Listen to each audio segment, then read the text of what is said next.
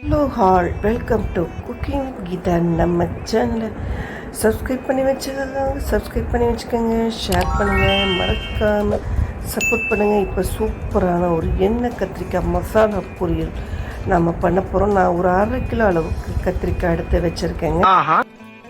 அப்புறம் தேவையான மசாலா பொருட்கள், தேங்காய் தேவையான அளவு கொஞ்சம் போட்டு, சோம்பு, சின்ன வெங்காயம், மிளகாய்த்தூள், மல்லித்தூள், மஞ்சத்தூள், கரம் மசாலா தூள், பெருங்காயம் எல்லாம் போட்டு தண்ணியை விட்டு அரைச்சி விழுதுகளாக எடுத்து வச்சுக்கோங்க.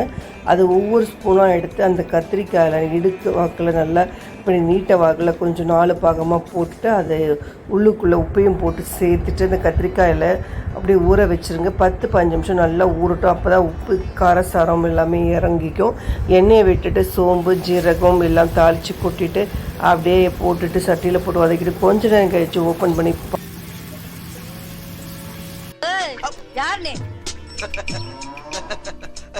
ஏன் சிரிக்கிற? ஓ, அந்த பாலக்காரன் சொன்னானே, அவன் தம்பி நீதானா?